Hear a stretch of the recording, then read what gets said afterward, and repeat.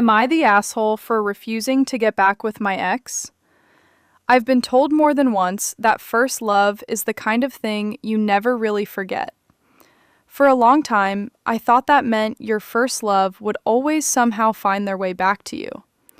Now I think maybe it just means they leave fingerprints on your life forever, even after you stop wanting them there. I met my ex-boyfriend when we were still teenagers. I was 15, he was 16. We grew up in the same area, went to nearby schools, and somehow ended up becoming friends through mutual classmates.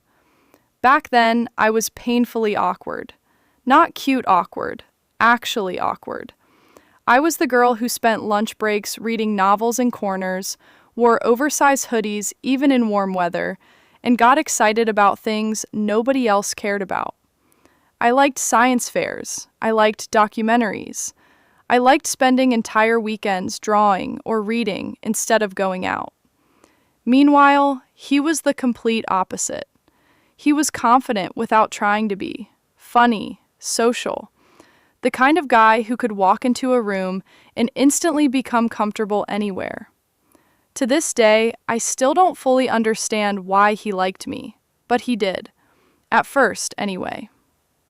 When we started dating, people immediately had opinions about it, especially his friends. I remember hearing jokes constantly. They'd tease him about how nerdy I was. Some of them openly compared me to his ex-girlfriend, who was prettier and more outgoing than me. One of his friends once joked right in front of me that he had downgraded. Everyone laughed, including him. That moment stayed with me longer than I think he ever realized. To be fair, he never directly insulted me, but he also never really defended me either.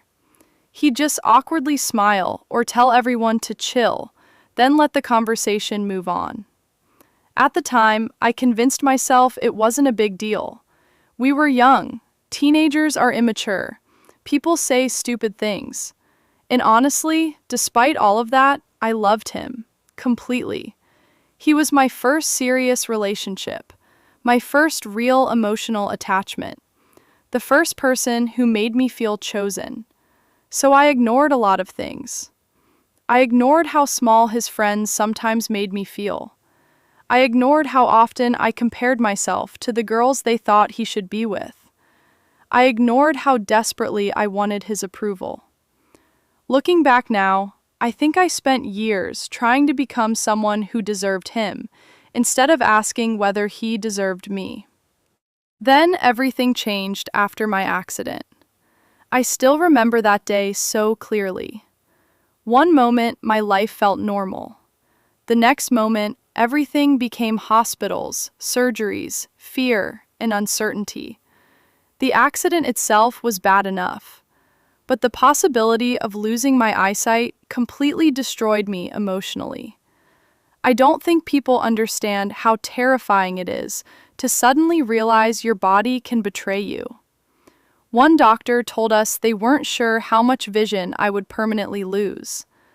I remember sitting there feeling like my entire future had suddenly dissolved.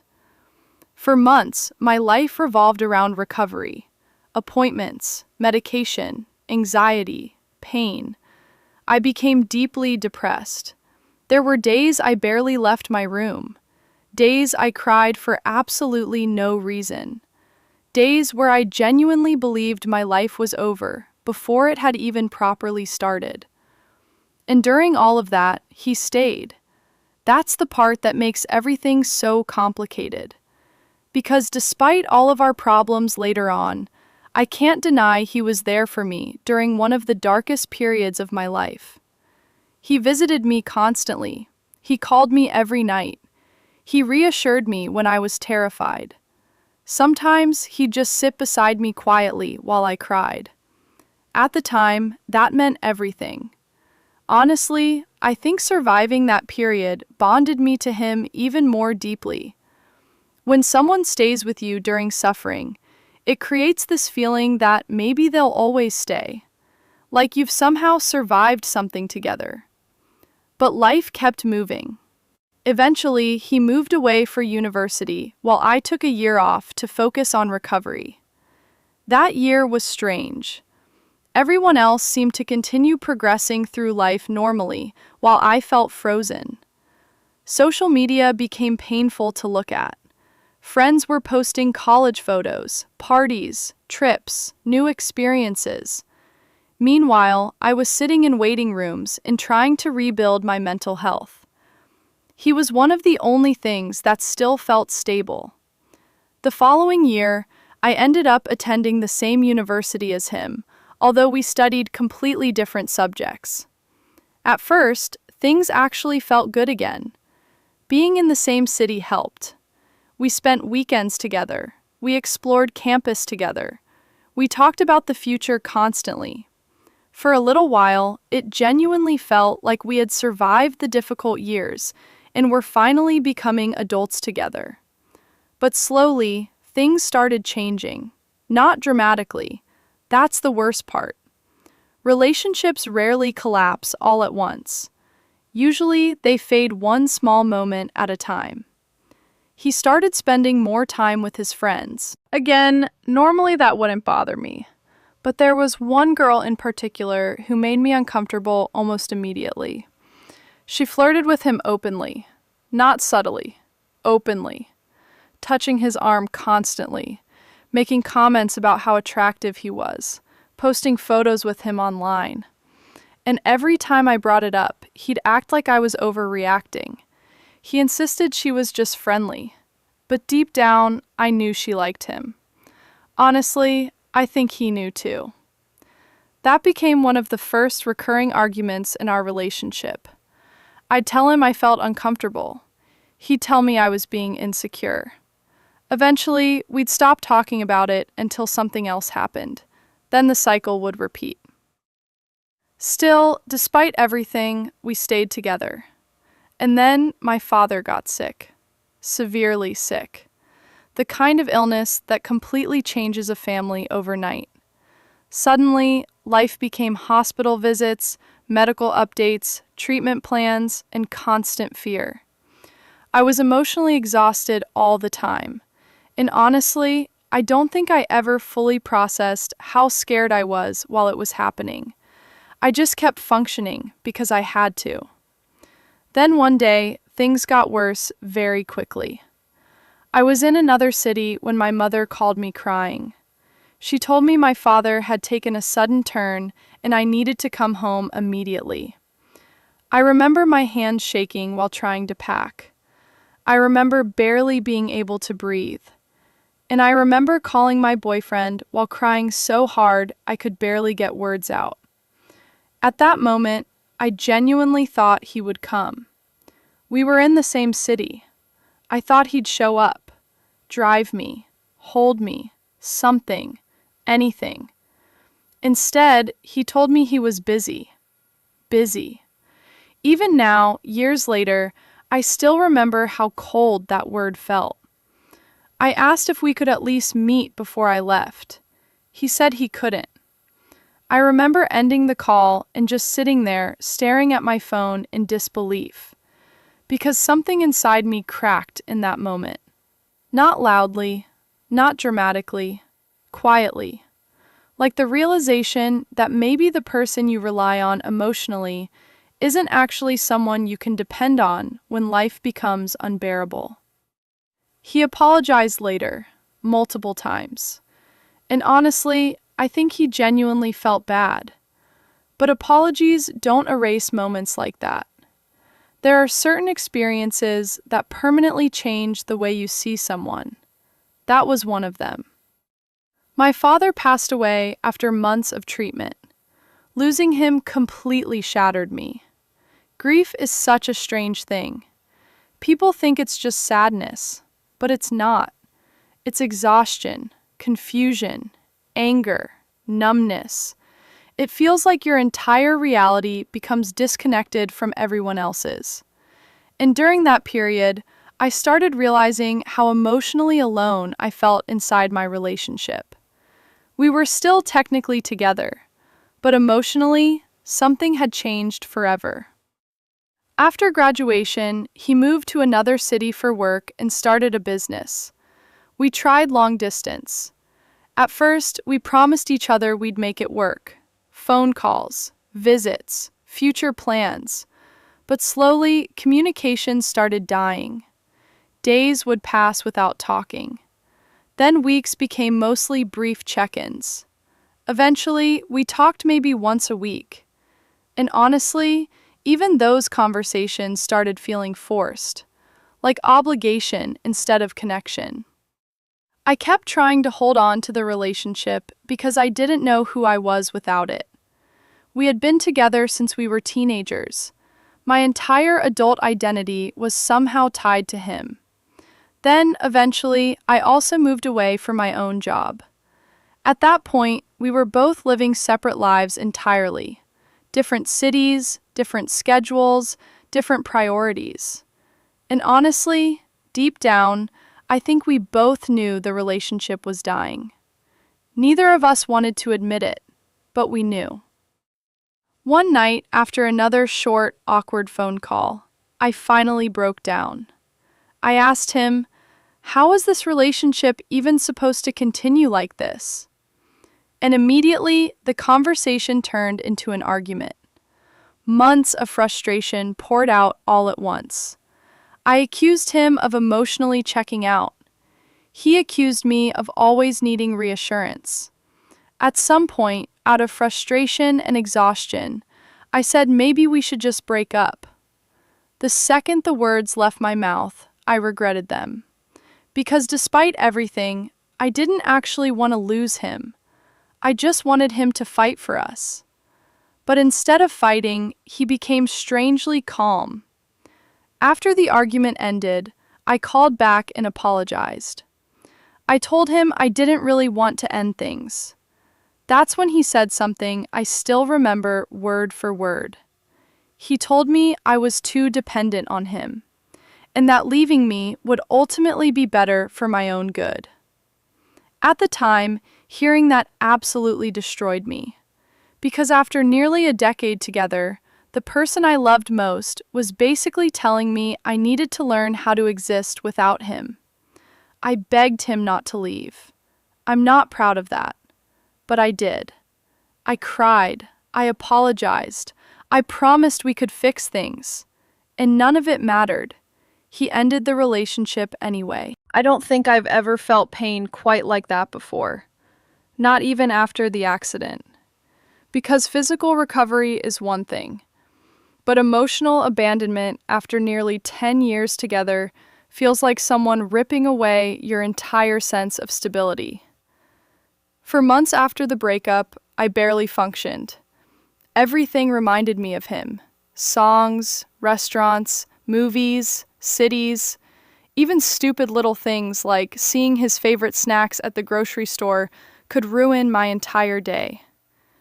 Meanwhile, not long after we broke up, he started dating the same girl from university, the one I had always worried about. When I found out, I honestly felt physically sick, because suddenly every insecurity I'd ever had felt validated. Part of me wondered if he had emotionally left our relationship long before the breakup even happened. They stayed together for a year or two. Meanwhile, I slowly rebuilt my life. Not dramatically, very slowly. At first, surviving one day without crying felt like progress. Then, eventually, I started focusing on work more seriously. I made new friends. I developed routines. I learned how to exist without constantly needing emotional reassurance from another person. And over time, something unexpected happened. I stopped missing him. Not all at once, gradually. The emotional attachment faded. The grief faded. The version of him I carried in my head slowly stopped feeling real. Eventually, years passed. 5 years, actually. 5 entire years without contact. No calls, no messages, nothing. Honestly, I assumed we'd never speak again. Then, out of nowhere, he called me. I almost didn't answer. When I heard his voice for the first time in years, it honestly felt surreal, like hearing from a ghost. At first, the conversation was awkward. Basic catching up. Work, life, family. Then suddenly, the tone shifted, and he told me leaving me was the biggest mistake of his life. I genuinely didn't know what to say. Part of me had imagined hearing those words for years after the breakup. Back when I still loved him, I would fantasize about him realizing what he lost, about him coming back, about him apologizing. But now that it was actually happening, I felt almost nothing. Not anger, not excitement, just distance. He told me he had spent years thinking about us. He said nobody ever understood him the way I did. He admitted he handled everything badly. He apologized for emotionally abandoning me. Then he asked if we could try again. And honestly, I surprised myself with how quickly my answer came. I said no. Not dramatically, not cruelly, just calmly. No. There was a long silence after that. Then he asked if I still hated him. And weirdly, I realized I didn't. I don't hate him. In fact, part of me will probably always care about him because he was such a huge part of my life. But caring about someone and wanting them back are completely different things. I told him I appreciated everything he did for me during my accident, and I meant that sincerely. I will never erase the fact that he stayed during one of the hardest periods of my life. But I also told him something else. The version of me who desperately wanted him back no longer exists. And honestly, I think that shocked him. Because for years, I think he unconsciously assumed I'd always still be there emotionally, like some permanent, unfinished chapter. After we hung up, I sat there for a long time thinking about everything. Not because I regretted my answer, but because it's strange realizing someone who once felt like your entire future has become a stranger. When I told some friends about the conversation, their reaction surprised me. Several of them thought I should give him another chance. They pointed out how supportive he was during my recovery. They said people mature, people change, people make mistakes. Some even said maybe we were meant to reconnect after growing separately. And honestly, for a second, those comments got inside my head. I started questioning myself. Was I being too cold? Too stubborn? Too unforgiving? Then I realized something important. Most of those friends didn't actually know the full story. They knew about the accident. They knew we dated for years. But they didn't know about my father. They didn't know about the night I called the person I loved most while my entire world was collapsing, and he chose not to come. They didn't know about how emotionally abandoned I felt during the final years of the relationship. And they definitely didn't know that when I begged him to stay, he framed leaving me as something that was somehow good for me. So recently, I finally explained everything, the whole story, especially the situation involving my father. And honestly, once they heard that part, most of them completely understood. Because grief permanently changes relationships. The people who show up during your worst moments become unforgettable. And the people who don't become unforgettable too. I also made something very clear. I am not getting back together with him. Not because I'm trying to punish him, not because I want revenge, and not because I'm incapable of forgiveness. I simply don't love him anymore.